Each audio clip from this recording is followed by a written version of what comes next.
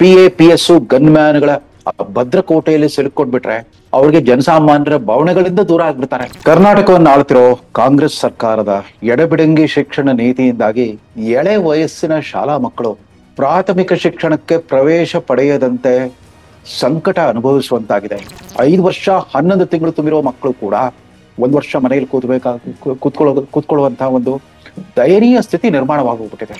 ಈ ಮಕ್ಕಳೆಲ್ಲ ವಯೋಮಿತಿಯ ಕಾರಣದಿಂದಾಗಿ ಅವರಿಗೆ ಪ್ರವೇಶಾವಕಾಶ ಸ್ಥಗಿತಗೊಂಡಿದೆ. ಸುಮಾರು 5 ಲಕ್ಷ ಮಂದಿ ಮಕ್ಕಳು ಮತ್ತು ಅವರ ಪಾಲಕರು ಇವತ್ತು ತೊಂದರೆಯನ್ನು ಅನುಭವಿಸಬೇಕಾಗಿದೆ.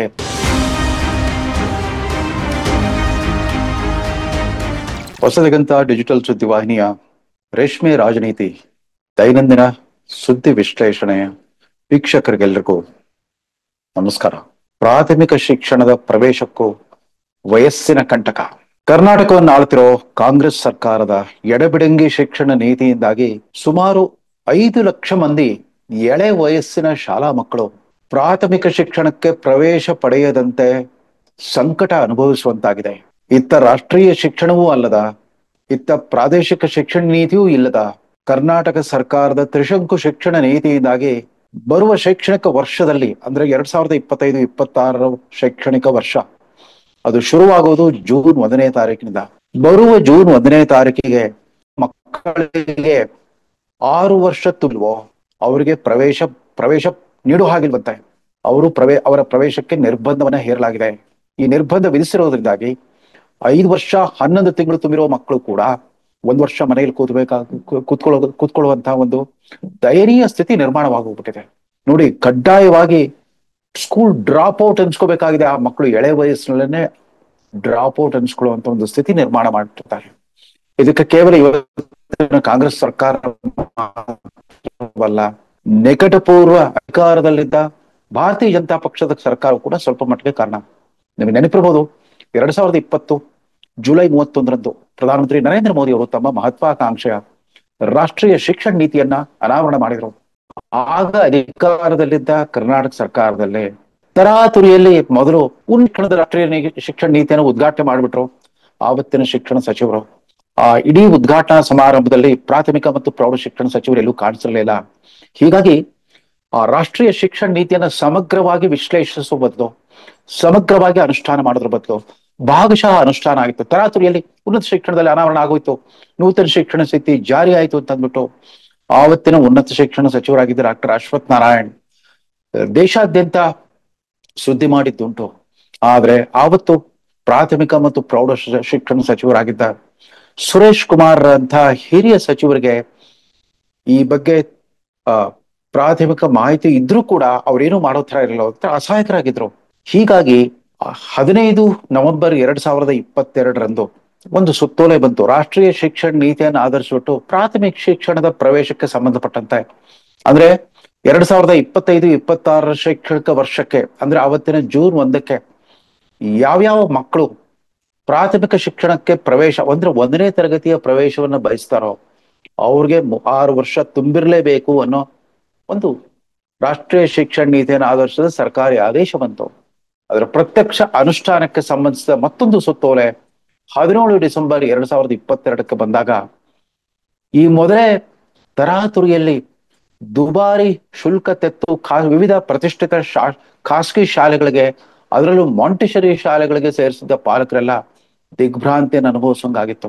ಯಾಕೆಂತಂದ್ರೆ ಹಣದ ಆಸೆಯಿಂದ ಇವತ್ತಿನ ಬಹುಪಾಲು ಪೂರ್ವ ಪ್ರಾಥಮಿಕ ಶಾಲೆಗಳು, ಅವನ್ನೆಲ್ಲ ಕಾನ್ವೆಂಟ್ ಶಾಲೆಗಳು ಅಂತ ನಾವು ಕರಿತಾ ಇದ್ದೇವೆ. ಮೊದಲೆಲ್ಲ ಕಾನ್ವೆಂಟ್ ಅಂದ್ರೆ ಕ್ರಿಶ್ಚಿಯನ್ ಮಿಷನರಿಗಳು ನಡೆಸ್ತಾ ಇದ್ದ ಶಾಲೆಗಳಿಗೆ ಕಾನ್ವೆಂಟ್ ಅಂತ ಕರಿತಾ ಇದ್ರು. ಬಡವರು ಕೂಡ ತಮ್ಮ ಹೊಟ್ಟೆ ಬಟ್ಟೆ ಕಟ್ಟಿ ಸಾಲ ಮಾಡಿ ಈ ದುಬಾರಿ ಶುಲ್ಕ ತೆತ್ತು ಈ ಶಾಲೆಗಳು ಸೇರಿಸ್ತಾ ಇರ್ತಾರೆ. ಏನಾಯ್ತು, 2022-23 ಶೈಕ್ಷಣಿಕ ವರ್ಷದಲ್ಲಿ ಹೊಸ ಶಿಕ್ಷಣ ನೀತಿ ಬಗ್ಗೆ ಇನ್ನೂ ಅಧಿಕೃತ ನಿಲುವು ಪ್ರಕಟವಾಗದೇ ಇದ್ದ ಸಂದರ್ಭದಲ್ಲಿ 2.5 ವರ್ಷಕ್ಕೆ ಆ ಮಕ್ಕಳನ್ನೆಲ್ಲ ತಮ್ಮ ನರ್ಸರಿ ಶಾಲೆಗೆ ಪ್ರವೇಶ ನೀಡಿಬಿಟ್ರು ಆವತ್ತಿನ ಖಾಸಗಿ ಶಾಲೆಗಳು. ಕೆಲವರು ನರ್ಸರಿ LKG UKG ಅಂತಿದ್ರೆ, ಮತ್ತೊಂದ್ ಕಡೆ ಮಾಂಟೆಸರಿ 1, ಮಾಂಟೆಸರಿ 2, ಮಾಂಟೆಸರಿ 3 ಅನ್ನೋ ಪದ್ಧತಿ ಜಾರಿಯಲ್ಲಿತ್ತು. ಹೀಗೆ ಇನ್ನೂ 3 ವರ್ಷ ತುಂಬದ ಮಕ್ಕಳನ್ನ ಮಾಂಟೆಸರಿ 1ನೇ ತರಗತಿಗೋ ಅಥವಾ ನರ್ಸರಿ ತರಗತಿಗೋ ಸೇರಿಸ್ಕೊಂಡ್ಬಿಟ್ಟು ಈ ಶಾಲೆಗಳಿಂದಾಗಿ ಇವತ್ತು 25-26 ಶೈಕ್ಷಣಿಕ ವರ್ಷ ಪ್ರಾರಂಭಕ ಹಂತದಲ್ಲಿರುವಾಗ ಈ ಮಕ್ಕಳೆಲ್ಲ ವಯೋಮಿತಿಯ ಕಾರಣದಿಂದಾಗಿ ಅವರಿಗೆ ಪ್ರವೇಶಾವಕಾಶ ಸ್ಥಗಿತಗೊಂಡಿದೆ. ಬಾಗಿಲು ಮುಚ್ಚಿದ ಶಾಲೆಗಳ ಬಾಗಿಲು ಮುಚ್ಚಿಬಿಟ್ಟಿದೆ. ಯಾಕಂದ್ರೆ ಈ ಪ್ರಾಥಮಿಕ ಶಾಲೆಗಳ ಪ್ರವೇಶ ಪ್ರಕ್ರಿಯೆ ಶುರುವಾಗೋದೆ ಡಿಸೆಂಬರ್ ಜನವರಿನಲ್ಲಿ. ಬಹುತೇಕ ಖಾಸಗಿ ಶಾಲೆಗಳು ಅವಾಗಲೇ ಶುರು ಮಾಡ್ಕೊಂಡಿರ್ತಾರೆ. ಅಡ್ವಾನ್ಸ್ ಬುಕಿಂಗ್ ಇರುತ್ತೆ. ಅನೇಕ ಸಾರಿ ಒಂದು ತಮಾಷೆ ಮಾತಿದೆ, ಇನ್ನು ಆ ತಾಯಿ ಗರ್ಭಿಣಿ ಆಗಿರುವಾಗ್ಲೇನೆ ಅಡ್ವಾನ್ಸ್ ಬುಕಿಂಗ್ ಮಾಡಿರ್ತಾರೆ ತಮ್ಮ ಹುಟ್ಟೋ ಮಕ್ಕಳಿಗೆ, ಹೆಣ್ಣಾಗ್ಲಿ ಗಂಡಾಗ್ಲಿ ಏನಾಗ್ಲಿ ಒಂದು ಪ್ರತಿಷ್ಠಿತ ಶಾಲೆಗೆ ಪ್ರವೇಶ ಬೇಕು ಅಂತಂದು 3 ವರ್ಷ ಮುಂಗಡವಾಗಿ ಬುಕ್ ಮಾಡ್ಬಿಡ್ತಾರೆ ಸೀಟ್ಗಳನ್ನಂತ. ಇಷ್ಟೊಂದು ಸ್ಪರ್ಧೆ ಇರುವಾಗ, ಇಷ್ಟೊಂದು ವ್ಯಾಪಾರಿ ಪೈಪೋಟಿ ಇರುವಾಗ ಸರ್ಕಾರಗಳು ಸ್ವಲ್ಪ ವಿವೇಚನೆಯಿಂದ ಕೆಲಸ ಮಾಡ್ಬೋದಾಗಿತ್ತು. ಆವತ್ತನೇ ನೂತನ ಶಿಕ್ಷಣ ನೀತಿ ಜಾರಿಗೊಂಡಾಗ್ಲೇನೆ ಸುತ್ತೋಲೆ ಹೊರಡಿಸ್ಬೇಕಾಗಿತ್ತು. ಇನ್ನು ಮುಂದೆ ಮಾಂಟಿಸರಿ ಶಾಲೆಗಳಾಗ್ಲಿ ನರ್ಸರಿ ಶಾಲೆಗಳಾಗ್ಲಿ 3 ವರ್ಷ ತುಂಬದ ಮಕ್ಕಳಿಗೆ ಪ್ರವೇಶ ನೀಡಕೂಡದು. 2022-23 ಶೈಕ್ಷಣಿಕ ವರ್ಷಕ್ಕೆ ಕನಿಷ್ಠ 3 ವರ್ಷ ತುಂಬಿದ ಮಗುವಿಗೆ ಮಾತ್ರ ನರ್ಸರಿ ಶಾಲೆಗೆ ಸೇರಿಸ್ಕೋಬೇಕು ಅಥವಾ ಮಾಂಟಿಸರಿ 1ನೇ ತರಗತಿಗೆ ಸೇರಿಸ್ಕೋಬೇಕು ಅಂತ ಹೇಳಿದ್ರೆ ಈ ಸಮಸ್ಯೆ ಬರ್ತಾ ಇರ್ಲಿಲ್ಲ.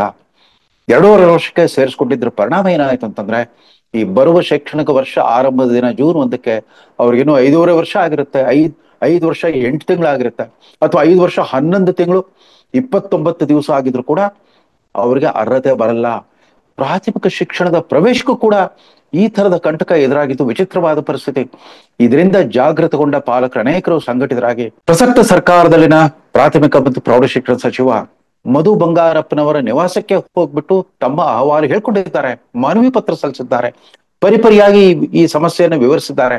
ಪಾಪ ಸಚಿವರು ಕೂಡ ಅವರೇ ಹೇಳ್ಕೊಂಡಿರುತ್ತೆ, ಅಯ್ಯೋ ನಮ್ಮ ಅಪ್ಪ ಅವರು ಮಿನಿಸ್ಟರ್ ಆಗಿದ್ರು ನಿಜ, ನನ್ನನ್ನು ಕೂಡ ಹೀಗೇನೆ 5.5 ವರ್ಷಕ್ಕನೆ 1ನೇ ತರಗತಿಗೆ ಸೇರಿಸ್ಬಿಟ್ಟು ಫಜೀತಿ ಮಾಡಿದ್ರು ಅಂತ ಅಂದ್ಬಿಟ್ಟು. ಅದೇನೇ ಇರಲಿ, ನಾನು ತತ್ಸಂಬಂಧಿ ಅಧಿಕಾರಿಗಳಿಗೆ ಆದೇಶ ಕೊಡ್ತೇನೆ, ಇದಕ್ಕೊಂದು ತಾತ್ಕಾಲಿಕ ಪರಿಹಾರ, ಕನಿಷ್ಠ ಪಕ್ಷ ಪ್ರಸಕ್ತ ಶೈಕ್ಷಣಿಕ ವರ್ಷಕ್ಕೆ ತೊಂದರೆಗೀಡಾಗುವ ಮಕ್ಕಳಿಗೆ ಇದರಿಂದ ವಿನಾಯಿತಿ, ಈ ಸುತ್ತೋಲೆಯಿಂದ ವಿನಾಯಿತಿ ಕೊಡಿಸುವ ವ್ಯವಸ್ಥೆ ಮಾಡ್ತೇನೆ ಅಂತ ಹೇಳಿದ್ರು. ಹೀಗಾಗಿ ಇಲಾಖೆ ಪ್ರಧಾನ ಕಾರ್ಯದರ್ಶಿ ರಶ್ಮಿ ಮಹೇಶ್ ಅವರು ಹೇಳಿ ಕೇಳಿ ತಮ್ಮ ಪ್ರಾಮಾಣಿಕತೆ, ದಕ್ಷತೆ ಮತ್ತು ನಿಷ್ಠುರತೆಯಿಂದಾಗಿಯೇ ವಿವಿಧ ಕಾಲಘಟ್ಟಗಳಲ್ಲಿ ಸಾಕಷ್ಟು ತೊಂದರೆಯನ್ನು ಅನುಭವಿಸ್ಬಿಟ್ಟಿದ್ದಾರೆ ಆಯಾ ಕಾಲಘಟ್ಟದ ಅಧಿಕಾರಾರೂಢ ಸರ್ಕಾರಗಳಿಂದ. ರಶ್ಮಿ ಮಹೇಶ್ ಅವರು ಮಾತ್ರ ಈ ತರ ನೊಂದ ಪಾಲಕರು ತಮ್ಮನ್ನ ಭೇಟಿಯಾದಾಗ ಅವರಿಗೆ ಖಚಿತವಾದ ಆ ಸಮಸ್ಯೆಯನ್ನ ಅರ್ಥ ಮಾಡ್ಕೊಂಡಿದ್ದಾರೆ. ಅತಿ ಶೀಘ್ರದಲ್ಲೇ ಇದಕ್ಕೊಂದು ಪರಿಹಾರ ಹುಡುಕ್ತೇವೆ, ಒಂದು ಸುತ್ತೋಲೆಯನ್ನು ಹೊರಡಿಸ್ತೇವೆ ಅನ್ನೋ ಭರವಸೆ ಕೊಟ್ಟಿದ್ದಾರೆ. ಅದಿನ್ನೂ ಈಡೇರೇ ಇಲ್ಲ. ನಿನ್ನೆಯಿಂದನೇ ವಿಧಾನಮಂಡಲದ ಉಭಯ ಸದನಗಳ ಅಧಿವೇಶನ ಶುರುವಾಗ್ಬಿಟ್ಟಿದೆ. ಈ ರಾಜಕಾರಣಿಗಳಿಗೆ ಯಾವ ಮುಖ್ಯ ಅನುಷ್ಠಾನ ಇಲ್ಲ. ಯಾಕಂದ್ರೆ ಒಮ್ಮೆ PAPS ಗನ್ಮ್ಯಾನ್ಗಳ ಭದ್ರಕೋಟೆಯಲ್ಲಿ ಸಿಲುಕೊಂಡ್ಬಿಟ್ರೆ ಅವ್ರಿಗೆ ಜನಸಾಮಾನ್ಯರ ಭಾವನೆಗಳಿಂದ ದೂರ ಆಗ್ಬಿಡ್ತಾರೆ. ಜನಸಾಮಾನ್ಯರ ದೈನಂದಿನ ಕಷ್ಟ ನಷ್ಟಗಳು ಯಾವುವು ಅವರ ಅರಿವಿಗೆ ಬರೋದೇ ಇಲ್ಲ. ಇವತ್ತಿನ ಜನಪ್ರತಿನಿಧಿಗಳ ಅವರ ಫಜೀತಿಯೇ ಇಷ್ಟು. ಅವರು ಆ ಭದ್ರಕೋಟೆ ಸುತ್ತುವರೆದಿರೋದ್ರಿಂದ ಹೊರಗಡೆ ನಡೀತಿರೋ ವಿದ್ಯಮಾನಗಳಿಗೆ ಗೊತ್ತಾಗಲ್ಲ. ತಾವು ಜಾರಿಗೊಳಿಸುವ ಶಿಕ್ಷಣ ನೀತಿ ಆಗ್ಲಿ ಅಥವಾ ರಾಜಕೀಯ ಕಾರಣಕ್ಕಾಗಿ ತಾವು ಧಿಕ್ಕರಿಸುವಂತ ಒಂದು ರಾಷ್ಟ್ರೀಯ ಶಿಕ್ಷಣ ನೀತಿ ಆಗ್ಲಿ, ಅದರ ಸಾಧಕವಾದಗಳೇನು, ಅದರ ಲಾಭ ಅಥವಾ ನಷ್ಟದ ಏನಾದೀತು ಅಂತ ಅಂದಾಜು ಮಾಡುವಷ್ಟು ವ್ಯವಧಾನ ಇಲ್ಲ. ಯಾಕಂದ್ರೆ ಬಹುಪಾಲು ಇವತ್ತಿನ ರಾಜಕಾರಣಿಗಳು ಮಕ್ಕಳೆಲ್ಲ ಆಗ್ಲೇ ಅವ್ರ ಶಿಕ್ಷಣ ಮುಗಿದೋಗ್ಬಿಟ್ಟಿದೆ, ಲೈಫಲ್ಲಿ ಸೆಟ್ಲ್ ಆಗ್ಬಿಟ್ಟಿದ್ದಾರೆ. ಅವ್ರಿಗೇನು ಸರ್ಕಾರಿ ಅಥವಾ ಖಾಸಗಿ ನೌಕರಿಗೆ ಹುಡುಕಾಟದ ಅಗತ್ಯ ಇಲ್ಲ. ಅಷ್ಟರ ಮಟ್ಟಿಗೆ ಅಗಾಧವಾದ ಶ್ರೀಮಂತೆಯನ್ನು ಪಡ್ಕೊಂಡಿರೋ ಇವತ್ತಿನ ಶಾಸಕರು, ಸಂಸದರು, ಮಂತ್ರಿಗಳಿಗೆ ಇಂಥ ಸಮಸ್ಯೆಗಳು, 5 ಲಕ್ಷ ಕುಟುಂಬಗಳು ಇದರಿಂದ ತೊಂದರೆಗೊಳಗಾದ್ರೂ ಕೂಡ ಅದು ಮುಖ್ಯ ಅನ್ಸೋದೇ ಇಲ್ಲ.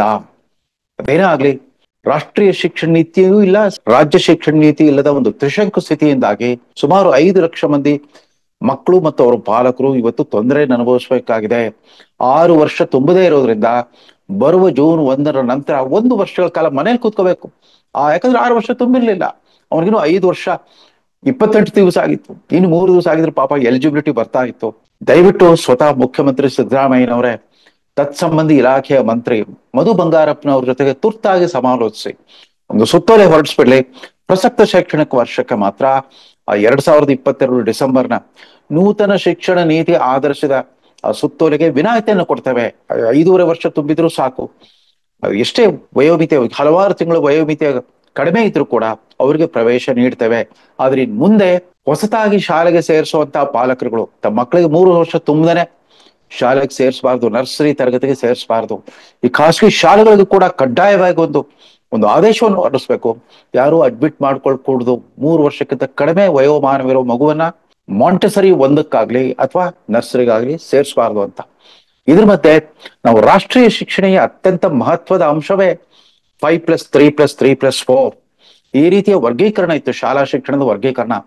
ರಾಷ್ಟ್ರೀಯ ಶಿಕ್ಷಣ ನೀತಿಯನ್ನು ರೂಪಿಸಿದ ಆ ಹೆಸರಾಂತ ತಜ್ಞರುಗಳ ಪ್ರಕಾರ 3 ರಿಂದ 8 ವರ್ಷಗಳ ಕಲಿಕೆ, ಅಂದ್ರೆ ಮೊದಲ 5 ವರ್ಷಗಳ ಕಲಿಕೆಯನ್ನ ಫೌಂಡೇಶನಲ್ ಸ್ಟೇಜ್, ಅದು ಕಲಿಕೆಗೆ ತಳಪಾಯ ಹಾಕುವ ಹಂತ. ಅಂದ್ರೆ ರಾಷ್ಟ್ರೀಯ ಶಿಕ್ಷಣ ನೀತಿಯ ಅತ್ಯಂತ ನಿರ್ಣಾಯಕ ಒಂದು ಹೊಸತನ ಏನಿತ್ತು ಅಂದ್ರೆ, ಇದುವರೆಗೂ ಖಾಸಗಿ ಮ್ಯಾನೇಜ್ಮೆಂಟ್ಗಳಿಗೆ ಒಪ್ಪಿಸಿ ಕೈ ತೊಳ್ಕೊಬಿಟ್ಟಿದ್ರು ನಮ್ಮ ಸರ್ಕಾರಗಳು. ಪೂರ್ವ ಪ್ರಾಥಮಿಕ ಶಿಕ್ಷಣದ ಜವಾಬ್ದಾರಿಯನ್ನ ಖಾಸಗಿ ಸಂಸ್ಥೆಗಳಿಗೆ ಒಪ್ಪಿಸಿದ್ದ ನಮ್ಮ ಸರ್ಕಾರಗಳು, ರಾಜ್ಯ ಸರ್ಕಾರಗಳು, ಕೇಂದ್ರ ಸರ್ಕಾರಗಳು ಇನ್ನು ಮುಂದೆ ಪೂರ್ವ ಪ್ರಾಥಮಿಕ ಶಿಕ್ಷಣದ ಜವಾಬ್ದಾರಿಯನ್ನು ಕೂಡ ತಾವೇ ಹೊರಬೇಕಾಗಿತ್ತು. ಬಡವರು, ಅನಾಥರು, ನಿರ್ಗತಿರು ಮಕ್ಕಳಿಗೆ ಅಂಗನವಾಡಿ ಅಂತಂದು, ಈ ಕಡೆ ಇತ್ತ ಶಾಲೆನೂ ಅಲ್ಲ, ಇತ್ತ ಅನಾಥಾಲಯರೂ ಅಲ್ಲ, ಅಂತ ಒಂದು ಒಂದು ಕೆಟ್ಟ ವ್ಯವಸ್ಥೆಯನ್ನು ರೂಪಿಸಿರೋ ನಮ್ಮ ಸರ್ಕಾರಗಳು ಈ ಪೂರ್ವ ಪ್ರಾಥಮಿಕ ಶಿಕ್ಷಣದ ಜವಾಬ್ದಾರಿ ಹೊರಬೇಕಾಗಿ ಬಂದಾಗ ಈ ರೀತಿ ತ್ರಿಶಂಕು ಸ್ಥಿತಿಯನ್ನ ನಿರ್ಮಾಣ ಮಾಡಿ ನಿಲ್ಲಿಸಿರೋದು ತುಂಬಾ ದುರದೃಷ್ಟಕರ. ಸಿದ್ದರಾಮಯ್ಯನವರಾಗ್ಲಿ, ಅವರ ಸಹೋದ್ಯೋಗಿಗಳಾಗ್ಲಿ ಈ ವಿಚಾರವನ್ನ ಒಂದು ತುರ್ತು ಪರಿಸ್ಥಿತಿ, ಶೈಕ್ಷಣಿಕ ತುರ್ತು ಪರಿಸ್ಥಿತಿ ಅಂತ ಪರಿಗಣಿಸ್ಬಿಟ್ಟು, ಅದರಲ್ಲೂ ವಿಧಾನ ಪರಿಷತ್ನಲ್ಲಿ ಪದವೀಧರ ಕ್ಷೇತ್ರ ಮತ್ತು ಶಿಕ್ಷಕರ ಕ್ಷೇತ್ರವನ್ನ ಪ್ರತಿನಿಧಿಸುವಂತ ಆ ಸುಶಿಕ್ಷಿತ ಶಾಸಕರುಗಳೆಲ್ಲ ಸರ್ಕಾರದ ಮೇಲೆ ಮುಖ್ಯಮಂತ್ರಿ ಮತ್ತು ತತ್ಸಂಬಂಧಿ ಸಚಿವರಿಗೆ ಮನವರಿಕೆ ಮಾಡಿಕೊಟ್ಬಿಟ್ಟು ಒಂದು ತುರ್ತು ಆದೇಶವನ್ನು ಹೊರಡಿಸಬೇಕು. ಮತ್ತು ಈ ರಾಷ್ಟ್ರೀಯ ಶಿಕ್ಷಣ ನೀತಿಯನ್ನು ಧಿಕ್ಕರಿಸುವ ಈ ಆತುರದ ರಾಜಕೀಯ ಪ್ರೇರಿತ ನಿರ್ಧಾರವನ್ನು ವಾಪಸ್ ಪಡ್ಕೊಂಡ್ಬಿಟ್ಟು ಏಕರೂಪ ಶಿಕ್ಷಣ ವ್ಯವಸ್ಥೆ, ಇಡೀ ರಾಷ್ಟ್ರಾದ್ಯಂತ ಏಕರೂಪ ಶಿಕ್ಷಣ ನೀತಿ ತರುವಂತ ಆ ಪರಂಪರೆಯನ್ನ ಮುಂದುವರಿಸಬೇಕು ಅಂತ ಆಗ್ರಹಿಸಲೇಬೇಕು ಅಂತ ಒತ್ತಾಯಿಸ್ತಾ ಇದ್ದಾನೆ. ಕಡೆಯದಾಗಿ ನಮ್ಮ ತಲೆಮಾರಿಗೆ ಸ್ವತಃ ನಾನೇ PUC ಬಂದಾಗ ಇದೇ ಸಮಸ್ಯೆ ಎದುರಾಗಿತ್ತು. ನಾವೆಲ್ಲ ಏಕೀಕೃತ ಹೈದರಾಬಾದ್ ಕರ್ನಾಟಕ ಶಾಲೆಗಳಲ್ಲಿ ಓದ್ದವರು. ನಮಗೆಲ್ಲ ವಿವಿಧ ಕಾರಣಗಳಿಂದಾಗಿ ಸಿಲೆಬಸ್ ಚೇಂಜ್ ಆಗ್ಬಿಟ್ಟು 2 ವರ್ಷ ಡಬಲ್ ಪ್ರಮೋಷನ್ ಕೊಟ್ಟಿದ್ರಿಂದ 1967-68 ಶೈಕ್ಷಣಿಕ ವರ್ಷ ನಾವೆಲ್ಲ SLC ಪಾಸ್ ಆದಾಗ ನಮ್ಗಿನ್ನು 13 ವರ್ಷ ಆಗಿತ್ತು.